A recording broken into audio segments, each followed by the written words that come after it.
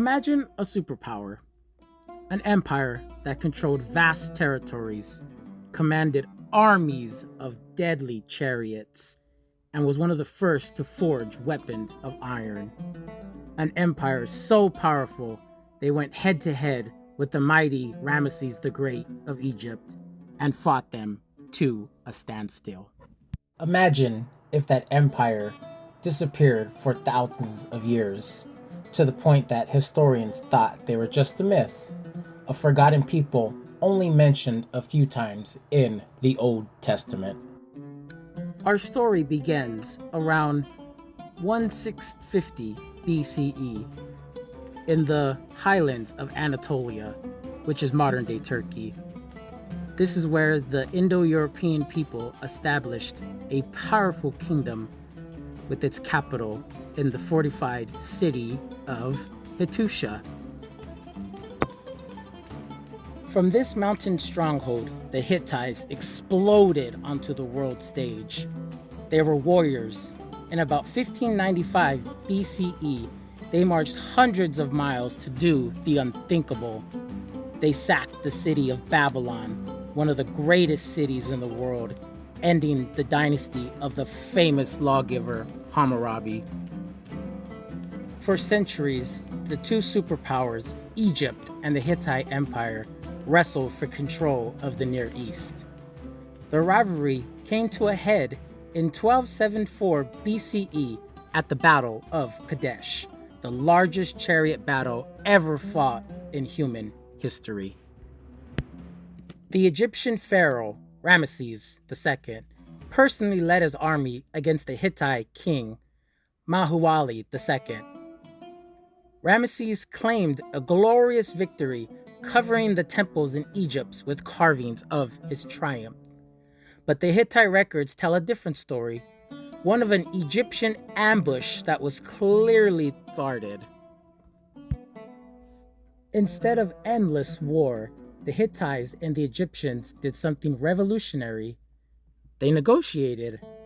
The result was the Treaty of Kadesh, the world's first surviving international peace treaty. They swore oaths of peace, created a defensive alliance, and promised to support each other. A copy of this cuneiform tablet was discovered in the ruins of the Hittite capital, and today a replica hangs in the United Nations headquarters, a 3,000-year-old symbol of diplomacy. But the Hittites were more than just warriors and diplomats. They were innovators. They were pioneers of the Iron Age.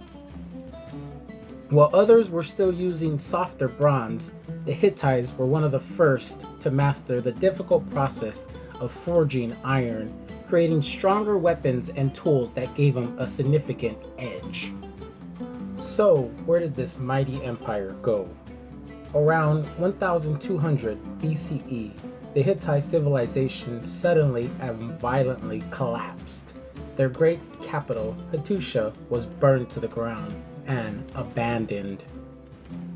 For centuries, its fall was a total mystery, but historians now believe the Hittites were a victim of the late Bronze Age collapse, a perfect storm of catastrophes.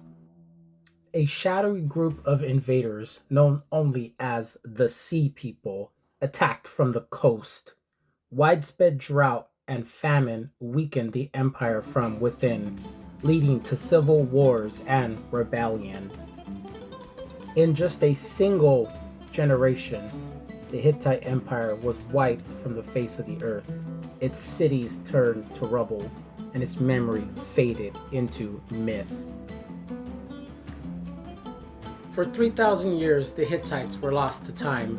It wasn't until archaeologists unearthed the ruins of their cities in the late 19th century and early 20th century that their story was rediscovered. They were not a myth, they were a pillar of the ancient world, a powerhouse of iron, chariots, and diplomacy that stood shoulder to shoulder with the giants of history. Which part of the Hittite story did you find most fascinating? Let me know. And let me know if you also enjoyed this journey into the past. If you would like to see more content like this, please subscribe for more, and thank you for watching.